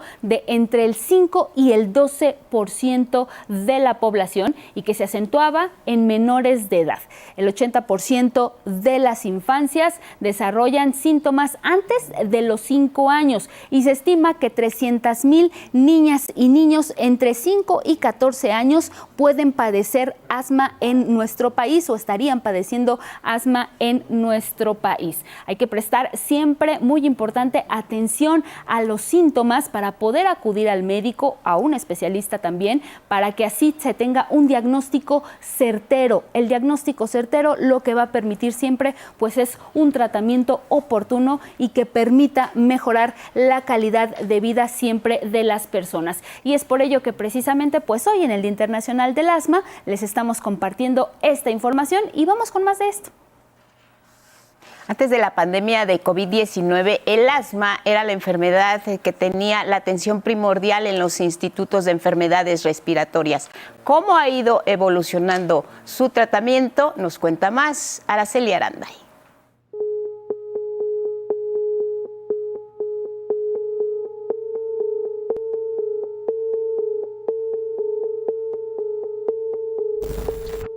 Desde hace 15 años, Dania padece asma. La falta de respiración, el que sientes como congestionado el pecho, como si tuvieras, como cuando se tiene la tos con flemas, pero es muy constante, es lo que empiezas a sentir. La tos, sibilancias leves o graves, permanentes o intermitentes, son otros síntomas que presentan los pacientes con asma, enfermedad crónica provocada por la inflamación y contracción de los músculos que rodean las vías respiratorias, dificultando la respiración y que pueden ocasionar un cuadro fatal. El asma en cualquier nivel de gravedad puede ser mortal, es decir, un paciente con asma leve puede tener una crisis grave que lo lleve a una terapia intensiva y que pues desgraciadamente pueda fallecer por la enfermedad. Los últimos reportes registran 262 millones de personas con asma en el mundo. 461,000 murieron a causa de esta enfermedad. En México, 8.5 millones de personas viven con asma y en infancias es muy recurrente. Y específicamente, por ejemplo, en pediatría es la enfermedad respiratoria crónica más frecuente, entonces es muy común verlo en la población pediátrica. Hasta antes del surgimiento del COVID-19, esta enfermedad se ubicaba como la primera causa de atención en el servicio de urgencias del Instituto Nacional de Enfermedades Respiratorias, INER. No podremos decir que a lo mejor va aumentando la prevalencia, pero pues también se debe a que tenemos un mejor registro. Los antecedentes familiares pueden ser determinantes para presentar la enfermedad. Mi madre lo tiene, pero fue diagnosticada hace muy poco.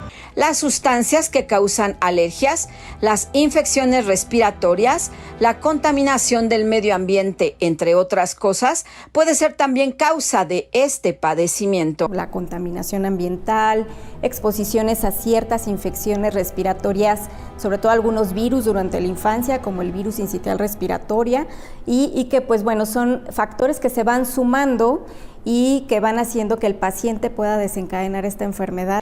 El sobrepeso o la obesidad provocan complicaciones al paciente con asma. Un paciente con asma y obesidad siempre tiene peor control de los síntomas. Tiene también más riesgo de tener exacerbaciones o crisis de asma. Y es un paciente que también puede responder menos al tratamiento. Otra peculiaridad de esta enfermedad es que puede ser incapacitante. Y a veces no te deja trabajar, duele la cabeza, entonces sí es complicado. El asma no se cura, se trata, y para ello se utilizan medicamentos inhalados que reducen la inflamación. Este 6 de mayo se conmemora el Día Mundial del Asma. 11 Noticias, Araceli Aranday.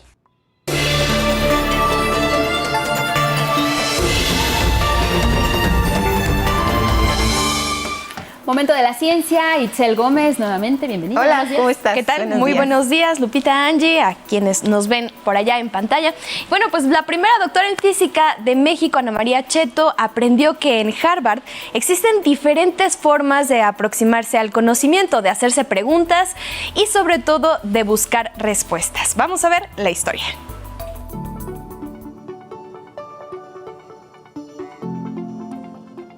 Ella es la primera doctora en física del país, Ana María Cheto. Salió de Harvard bien preparada pero no satisfecha.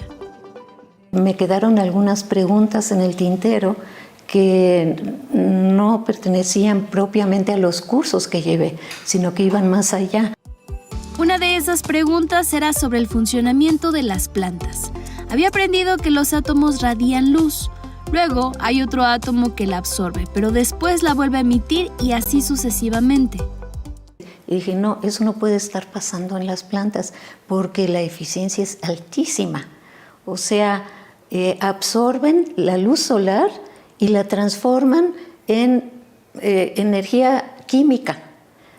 O sea, de energía física, energía química, y con una eficiencia que no se conocía en ningún sistema fotovoltaico ni nada por el estilo en aquel momento. En Estados Unidos ya existía un grado de maestría en un campo que en México aún no, biofísica. Ahí encajaba la pregunta de Ana María Cheto, por un lado, un fenómeno biológico, la fotosíntesis, y por otro, con perspectiva física, cómo la aprovechan con tanta eficiencia. Entonces, ella tomó cursos de temas no abordados en la carrera de física: biología, biología celular, fisiología y bioquímica. Con el microscopio electrónico encontró que en las hojas verdes hay unos organelos muy importantes llamados cloroplastos y son... Los pigmentos son los que absorben la luz, ¿verdad? Y en el caso de las plantas verdes, pues absorben la luz, toda la que llega del sol son pigmentos muy eficientes, es todo un conjunto de pigmentos.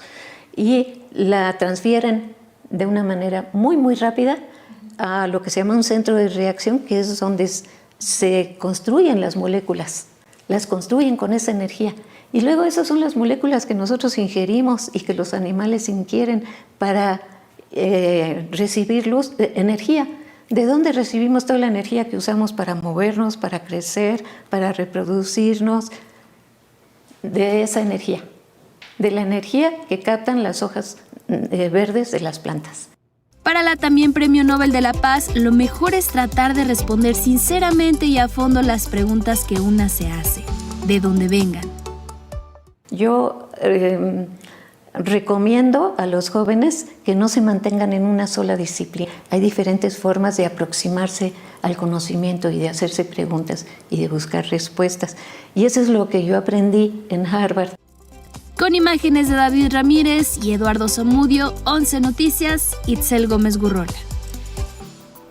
Y desde el anfiteatro de la Universidad de La Sorbona, la presidenta de la Comisión Europea, Ursula von der Leyen, presentó ayer en París la iniciativa Elegir Europa para la Ciencia, con el objetivo de motivar a las y los investigadores, así como empresarios públicos y privados, a escoger Europa y Francia como su lugar de residencia, desde We Are Choosing hasta Is Welcome. Esto fue lo que dijo la presidenta de la Comisión Europea. Hemos decidido iniciar una nueva era de invención e ingenio.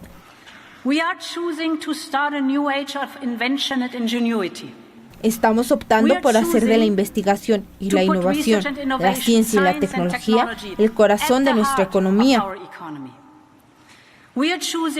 Estamos eligiendo ser el continente en el que las universidades sean los pilares de nuestras sociedades y de nuestro modo de vida. Elegimos ser el continente en el que la innovación esté al servicio de la humanidad, en el que el talento global sea bienvenido. Europa es el segundo lugar de oportunidades para la ciencia, con la segunda mayor producción científica del mundo y líder en ámbitos como la tecnología verde y salud. Explicó que habrá una inversión de 500 millones de euros para el periodo 2025 al 2027 y una superbeca de 7 años en el marco del Consejo Europeo de Investigación para apoyar a largo plazo. También esta iniciativa consistirá en llevar más rápidamente los descubrimientos científicos y la innovación a las empresas con ayuda de la Ley Europea de Innovación y una estrategia que facilitarán el acceso también a Europa y sobre todo porque Europa busca convertirse en líder en tecnologías como la inteligencia artificial, la cuántica, el espacio y la biotecnología. Y bueno, el pasado 3 de mayo, pescadores de Paraíso, en Tabasco, reportaron la presencia de hidrocarburos en la costa, por lo que las autoridades alertaron a la población evitar no meterse a la playa y no exponer su salud.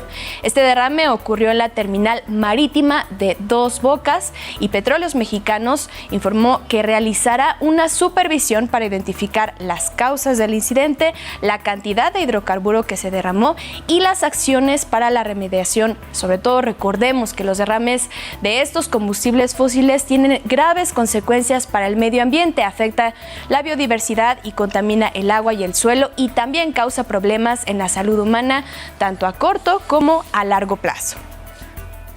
Bueno, así fue la información de 11 Lab esta mañana. Lupita, Angie. Muy interesante esta conversación que tuviste con Ana María Cheto, que ya antes has hablado de ella y que ahora hablaron de las plantas, pero sin duda un personaje, una científica mexicana que tiene muchos campos de experiencia, particularmente también en la física, ¿no, Itzel? Sí, más allá también de la física, me pareció muy relevante que ella se va a hacer investigación y sobre todo ella tiene una formación de física. Así es. Y cuando se va al extranjero se da cuenta que responder este tipo de preguntas como cómo las plantas obtienen energía, necesitamos de esa interdisciplina, donde se mezcla conocimiento científico de la física, de la biología y pues ella relata, ¿no?, que prácticamente regresando acá se abre también un nuevo campo de investigación para poder dar respuestas a estas preguntas. Entonces, claro, más allá también de la formación científica es para qué queremos esa información científica y cómo le damos respuesta. Y muchas veces así son los problemas sociales, ¿no? Tenemos que tomar partes de distintas disciplinas de estos problemas complejos para poder darles respuesta. Sí, y el mejor consejo que ella da a los jóvenes interesados en la ciencia, en la física, en la biotecnología es tener actividades multidisciplinarias. Claro. Es un ejemplo. Gracias, Itzel. Te vemos mañana. Muchas gracias. Nos vemos mañana. Tenemos más información. Así es, vámonos con los deportes con Gabriel Sainz.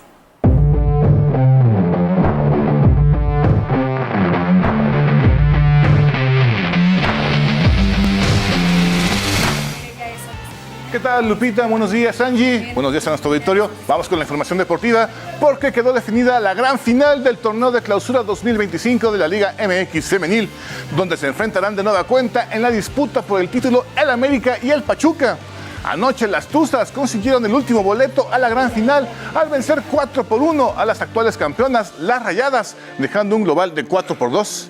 De esta manera, las Águilas del América, equipo dirigido por Ángel Villacampa, vivirá su final número 6 y buscará su título número 3, mientras que las Tuzas, al mando de Óscar Torres, disputarán su final número 4, en la que buscarán su primer título en la Liga MX femenil. Cabe recordar que ambos equipos ya se enfrentaron en la final de Clausura 2023, donde el América se quedó con el título en la cancha del Estadio Azteca, por lo que el Pachuca buscará la revancha. Los días y horarios en que se disputarán las finales se darán a conocer en el transcurso de este martes. Y ayer hubo duelo de mexicanos en la Liga Italiana del Milan, con una asistencia de Santiago Jiménez, quien entró en cambio y solo jugó 20 minutos, superó 2-1 al Genoa de Johan Vázquez, quien fue titular. También en el viejo continente, pero en Portugal, tuvo acción en el arco del ABS Guillermo Ochoa, que lamentablemente perdió por remontada de 2-1 ante el Boavista. Y el ABS se coloca en el último sitio de la clasificación general y Ochoa está cerca de sufrir el 4º descenso en su carrera en Europa. Las voleibolistas mexicanas Atenas Gutiérrez y Susana Torres ganaron la medalla de plata en el Tour Norseca de voleibol de playa en Varadero, Cuba, consiguiendo puntos para el ranking mundial y continental rumbo a los Juegos Olímpicos de Los Ángeles 2028.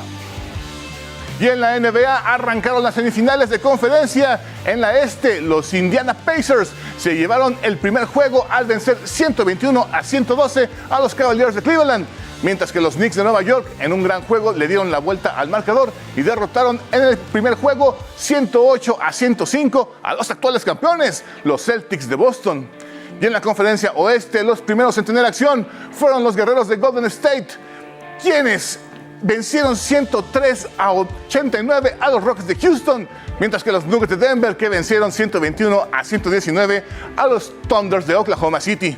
Por lo pronto, hoy se disputa el primer encuentro entre los Cavaliers de Cleveland y los Pacers de Indiana a las 5 de la tarde y a las 7:30 de la noche los Timberwolves de Minneapolis contra los guerreros de Golden State. Hasta aquí la información deportiva, Lupita. ¿A quién le vas a hacer el básquet? A ver, primero pregúntame, ¿a quién le vas a hacer el básquet? Yo le voy siempre a los que me convencen a la hora de estar en acción. Voy a ver estos partidos y luego sí me inclino por los que se definen más con las canastas, pero hay en México una gran afición al básquet, a la NBA. Qué bueno que partidos como estos de nivel lleguen a nuestro país, que sigan llegando, que haya más oportunidad de verlos, porque de verdad, desde chavitos, desde que está uno en la primaria, en las actividades deportivas, el básquet siempre es de los que más te llaman la atención, ¿no? Sí, primero, es de los deportes que siempre los profesores están ahí contigo, Claro. ¿no? Enseñándote a botar, a driblar, a encestar en la canasta, ¿no? Todo eso. Y, bueno, recordaremos que en los años 80, 90, ¿no? Michael Jordan, Kareem Abdul-Jabbar, Magic Johnson, todos ellos fueron unos íconos. Y sobre todo, el Dream Team de Barcelona 92, que era un equipazo. Las mejores estrellas de la NBA estaban todos conjuntados ahí, ganaron la medalla de oro. Y de ahí fue un boom. Los niños mexicanos empezaron a buscar el básquetbol. Y bueno, ahorita ya con las ligas mexicanas también hay un boom. Digamos, los Diablos Rojos, por ejemplo, tienen su equipo en la Liga Mexicana y tienen una gran afición. Esperemos que así siga y siga remontando el básquetbol en México. Oye, ¿estás listo también para la carrera que viene IPN 11K? Claro que sí, nos estamos preparando, estamos corriendo diario para poder hacer una buena carrera y ver hasta dónde llegamos. No, y además, Gabo, nosotros que hemos estado desde la primera carrera, sabemos lo que significa que la gente se entusiasma, participa, van en familia, se suman a esta iniciativa. Los chavitos ya tienen también su carrera que se instituyó años después de la primera. En fin, hay que estar ahí. Hay que estar ahí porque es una fiesta politécnica. 25 de mayo no se lo pierdan porque el Pol Politécnico estará presente, los equipos del Politécnico, nosotros, el Canal 11, estaremos ahí participando. Eso es todo, nos vamos con más información a la conferencia matutina. Gracias, Gabo. Regresamos al estudio de 11 Noticias. Tenemos más información que tiene que ver con seguridad y es que el secretario de Seguridad y Protección Ciudadana, Omar García Harfuch, confirmó la detención de María del Rosario, presunta operadora del cártel Jalisco Nueva Generación.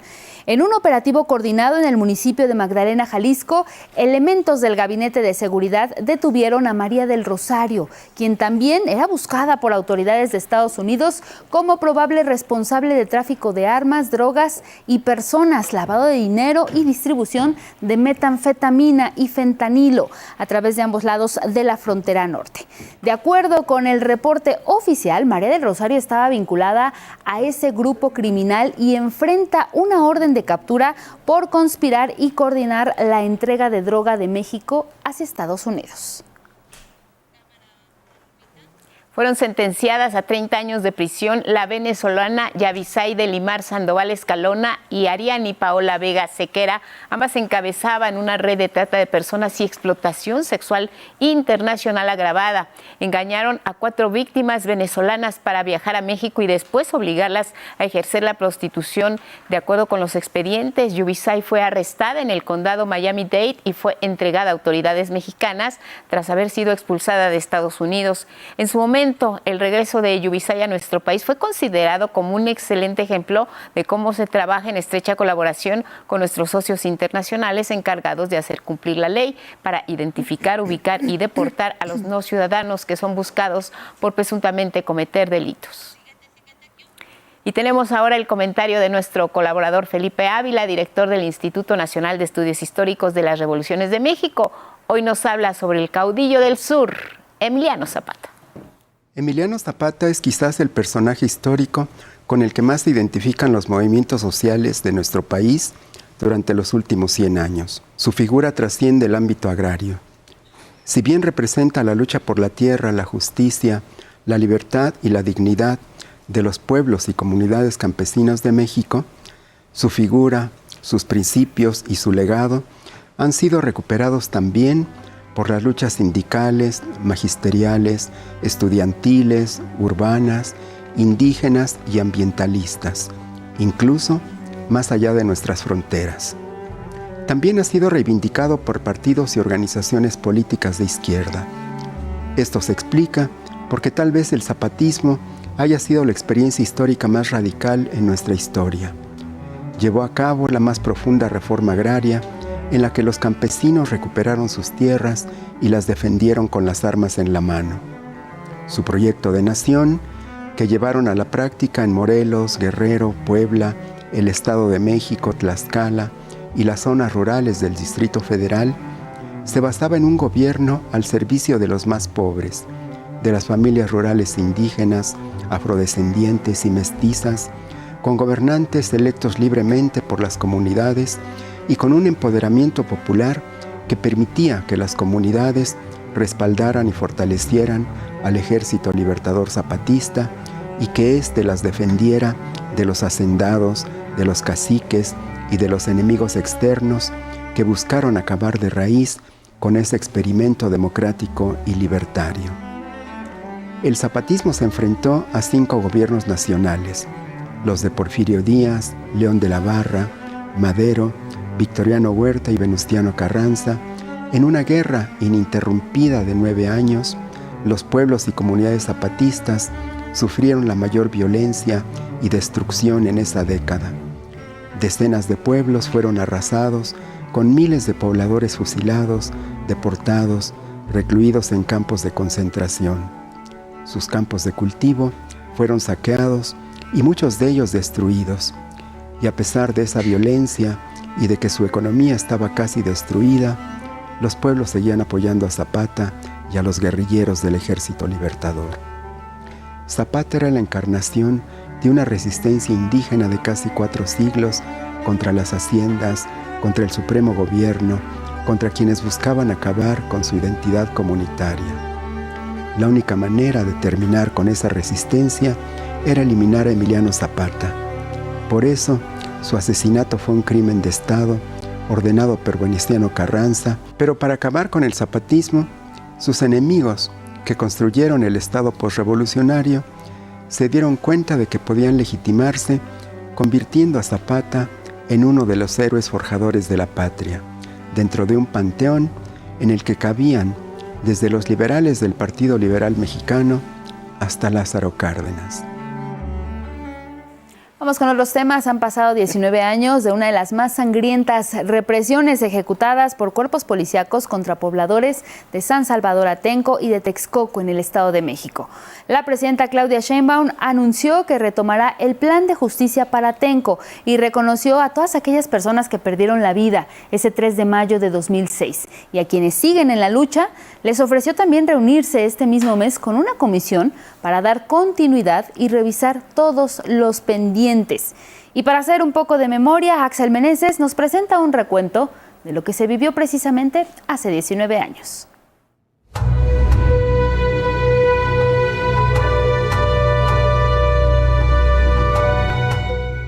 Las imágenes de lo ocurrido esos días en Atenco le dieron la vuelta a todo México y al mundo. Decenas de policías echando mano de toda la fuerza del Estado para reprimir y disolver una manifestación de campesinos que solo pedían se cumplieran los acuerdos para poder vender sus flores en el mercado de Texcoco.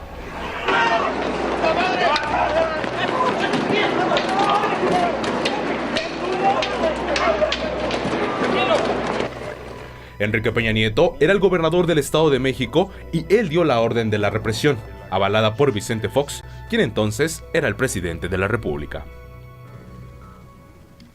En lo que tú bien dices, fue una decisión de Estado, bajo premisas consideradas y donde la Suprema Corte, bien señalas, no avaló la decisión tomada, pero más bien deslindó las responsabilidades de quienes tuvieron falta a los derechos humanos.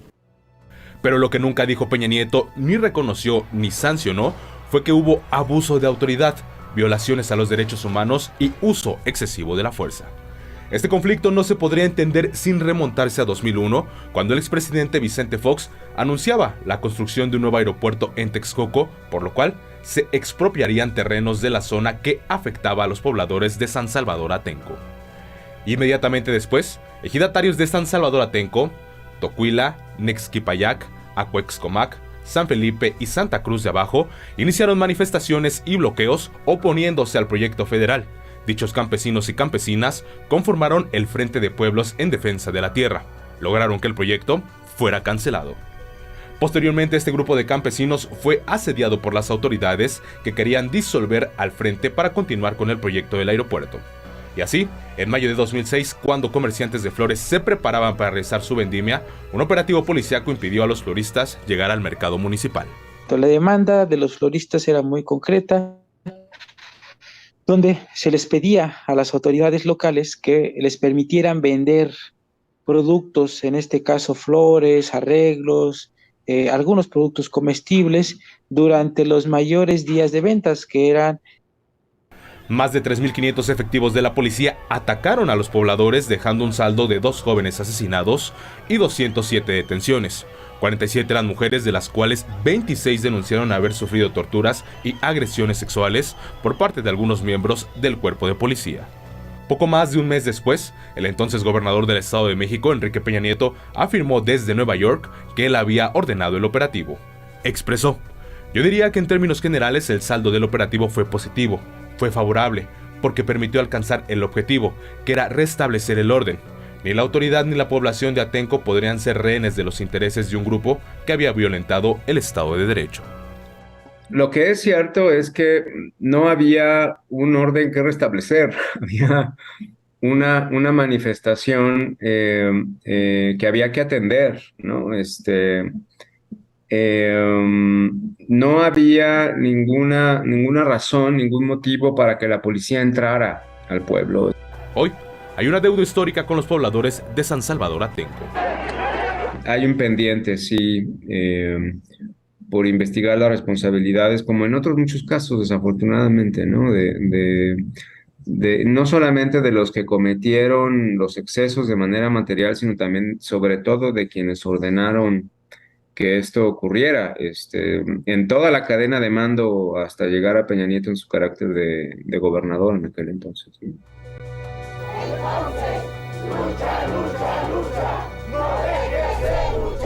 11 Noticias, Axel Meneses. Pues así llegamos al final de este espacio informativo, Guadalupe, pero no nos podemos ir sin antes pues mandarles saludos a todos quienes siguen nuestra transmisión a través de diferentes plataformas, particularmente en YouTube, porque hoy estuvieron también muy activos, incluso cuando estuvimos hablando de esta sección para no olvidar, recordar y aquellos momentos en la plancha del Zócalo. Nos escribieron por ahí que estuvieron ahí presentes, Lupita. Claro, ahí estuvieron y también ya les dijimos que nos pueden compartir sus fotografías si las tienen. La próxima semana que nuevamente venga Luis Méndez, ya haremos un recuento de quienes estuvieron presentes en esta fotografía de Spencer Tunick en el Zócalo y vamos a platicar y recordar los momentos juntos y también hablaremos de otros temas para no olvidar esta nueva sección aquí en 11 Noticias.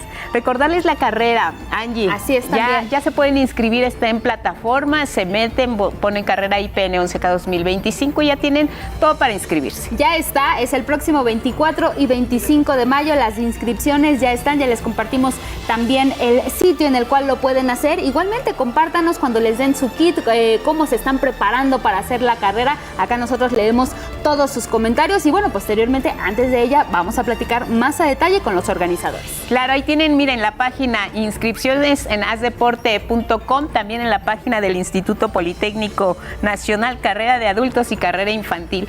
Los esperamos mañana sin falta en este espacio. Gracias a Karen Kane y a Roberts por el vestuario. Que tengan un excelente martes. Buenos días.